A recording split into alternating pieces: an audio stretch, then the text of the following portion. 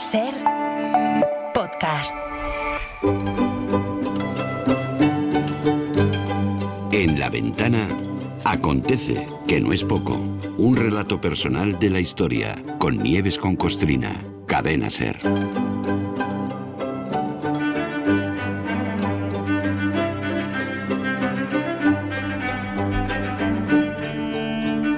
Hola Nieves, buenas tardes. Buenas tardes, Carlas. Dicen que las cosas no son como empiezan, sino como terminan. Y es verdad, es verdad.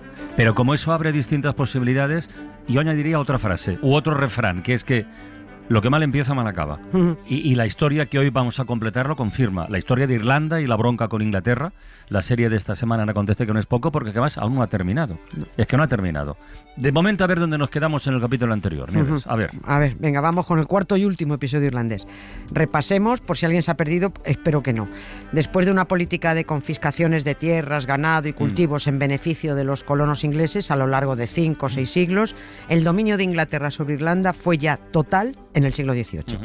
Hasta que en el año 1800 representantes políticos irlandeses y británicos acordaron la unión de los dos reinos y un solo parlamento. Ahí es cuando se firmó, en 1800, el Acta de Unión y nació formalmente el Reino Unido de Gran Bretaña e Irlanda.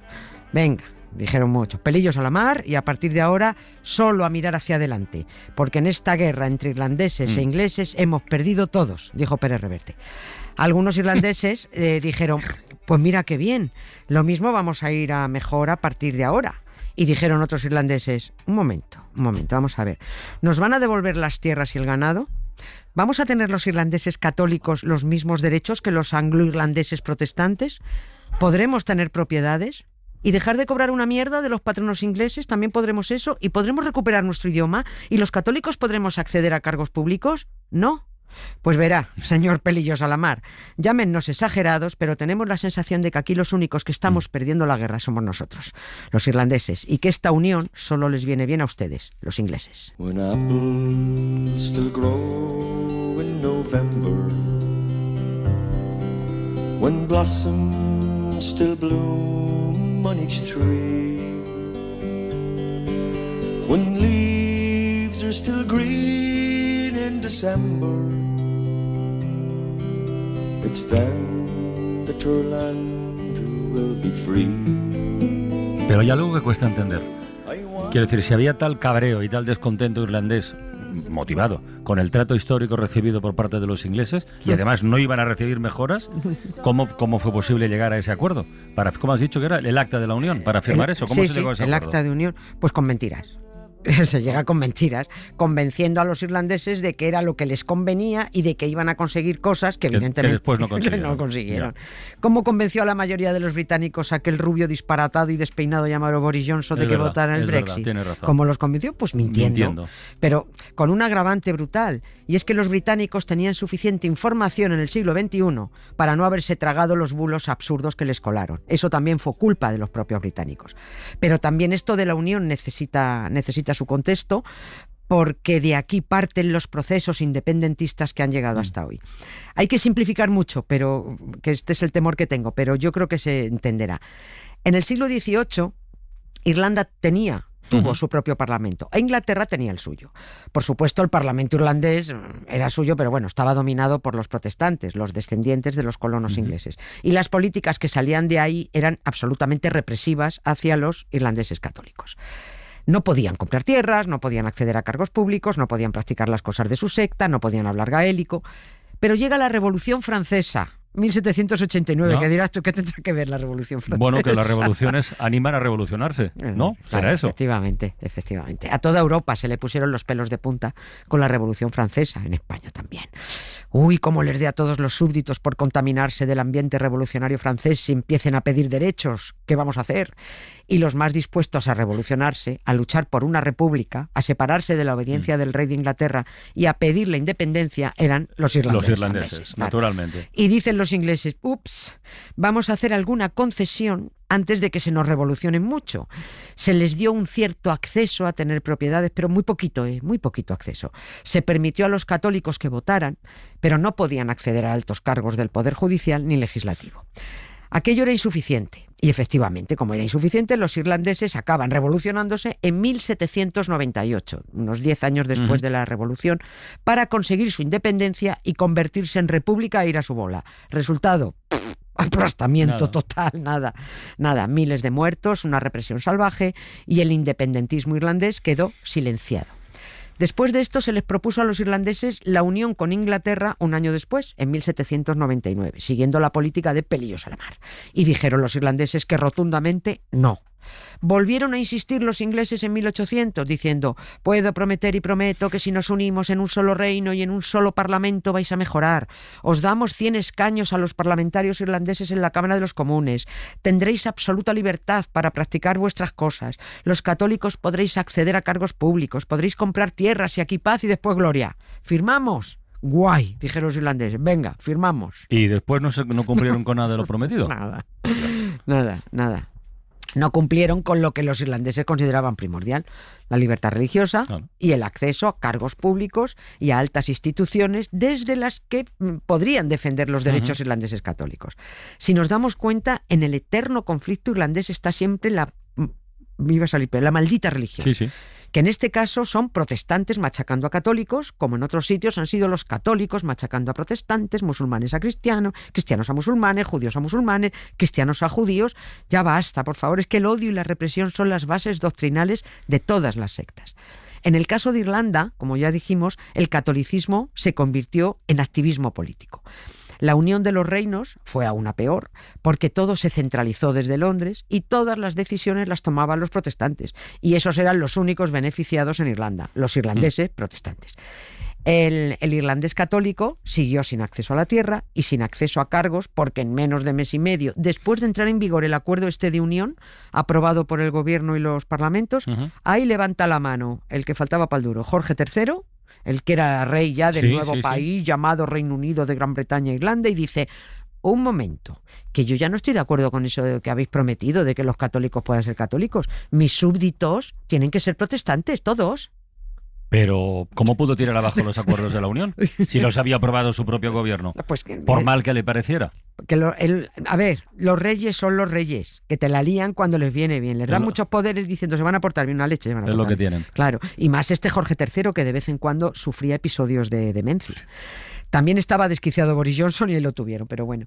El rey se puso borde cuando su primer ministro, William Pitt, se llamaba, al que para entendernos podríamos calificar de un poquito progresista, en su momento, un poquito, dijo, en cuanto se consumó la unión de los dos reinos, dijo: hombre, habría que abrir la mano con los irlandeses, sobre todo en el asunto religioso. Y Jorge III dijo que ni de coña, que él era el jefe de la Iglesia anglicana, que había jurado en su coronación mantener y defender el protestantismo, y que si permitía la existencia de católicos, eso sería violar su juramento.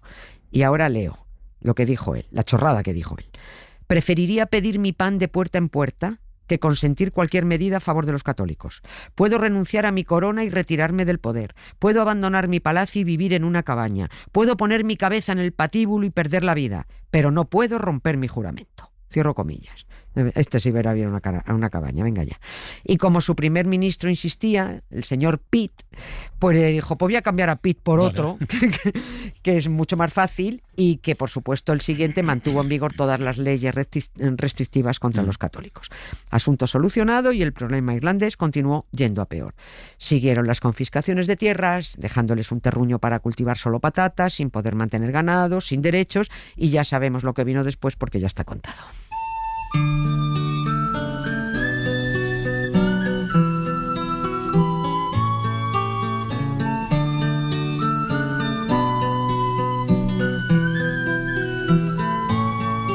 In Dublin's fair city, where the girls are so pretty, I first set my eyes on sweet Molly Malone, as she wheeled her wheelbarrow through streets broad and narrow, crying cockles and mussels, alive, alive, oh. Pues está muy claro lo que vino después. Solo 45 años después de aquella unión de reinos fue la hambruna y la emigración. Ahí lo tenemos. O sea, un desastre, vamos. Sí. Queda claro que la unión solo les trajo más desgracias y más represión, Los irlandeses volvieron a reclamar tener su propio parlamento, al que habían renunciado a cambio de un puñado de diputados en la Cámara de los Comunes de Londres, que al final solo defendían los intereses de los protestantes. Algunos ingleses progresistas intentaron conseguir derechos para los irlandeses, que también los hubo, algún inglés intentaba ahí. Lo que pasa es que en cuanto llegaban al poder los conservadores, otra vez iba todo abajo. Y así cruzaron al siglo XX, con movimientos políticos más activos que seguían reclamando derechos e independencia, y como no se avanzaba, pues hubo otros que decidieron dejar de pedir y negociar, y con los radicales ya llegó la sangrienta Pascua de 1916. Durante un desfile por el centro de Dublín, el lunes de Pascua, 1000 irlandeses de un grupo radical se organizaron para sembrar la capital de carteles reclamando una república irlandesa como Estado soberano independiente. La respuesta británica fue brutal. Durante aquella semana de Pascua hubo sangrientos combates, los ingleses bombardearon el centro de Dublín, bueno, a lo bestia lo destrozaron. Hubo 450 muertos y miles de soldados acorralaron a los revoltosos. De los revoltosos quedaron un par de ellos vivos. Y aunque aquella revuelta no contaba al principio con mucho apoyo popular, vista la sangrienta respuesta británica, el sentimiento independentista se avivó entre los católicos. Por eso, en las siguientes elecciones de 1918, un movimiento político conocido como Sinn Féin arrasó. Pero los diputados elegidos se negaron a tomar posesión de sus escaños en la Cámara de los Comunes y decidieron formar un nuevo parlamento, el que nunca debieron perder en 1800 y el que venían reclamando desde entonces.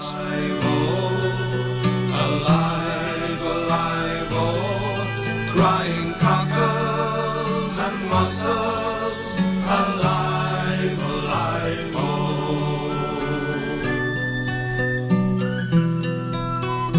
¿Recuerdas lo que he dicho al comienzo? Lo que mal empieza, mal acaba. Sí, lo que mal pues empieza, desde mal aquellos principios del siglo XX ya la escalada de violencia resultó absolutamente imparable. Ya nada, ya no nos queda mucho más tiempo, pero por resumir mucho, empezó una guerra sucia contra los irlandeses, con torturas y detenciones, una guerra de guerrillas de los irlandeses contra todo lo que oliera británico, nació el IRA. En 1921 Reino Unido dividió la isla en dos, lo que conocemos como el Ulster, Irlanda del Norte, que son 6 condados donde se concentraba la mayoría protestante, y la zona sur, con 26 condados de mayoría católica. Los irlandeses continuaron reclamando una república irlandesa unida y con independencia absoluta. Solo consiguieron la independencia del sur de la isla, pero tenían que seguir perteneciendo a la Commonwealth, y el norte seguiría siendo parte del Reino Unido. En 1948 se libraron de la Commonwealth, por fin, pero continuaron luchando por la unificación de las dos Irlandas. Los años 70 del siglo XX fueron tremendamente violentos en Belfast, en Derry, porque todavía allí un católico tenía que identificarse como tal para conseguir un trabajo, y eso llevaba a que su salario fuera inferior al de un protestante. Y bueno, con muchos tiras y aflojas se pasó al siglo XXI y con muchos muertos, hasta que el IRA abandonó las armas voluntariamente en 2005. Pero las heridas que se abrieron a lo largo de 6 siglos, que se hicieron sangrantes en el siglo XIX, ahí siguen. No han cicatrizado. A lo mejor Pérez Reverte se atreve a organizar un coloquio por allí que se titule Irlanda, la guerra que todos perdimos. Come, you masters of war, you that build the big guns, you that build the death planes, you that build all the bombs. Pues mira, después de esta semana ya sabemos muchos y muchas algo más de la historia. Yo también he aprendido mucho, yo también. Irlanda, ahí. Bueno, el lunes más, la próxima semana a ver qué hacemos. Podemos ver si la liamos también, yo qué sé. Algo haremos. Venga, muchas gracias, Carla. A descansar, Nieves, un beso. Para no perderte ningún episodio, síguenos en la aplicación o la web de la SER, Podium Podcast o tu plataforma de audio favorita.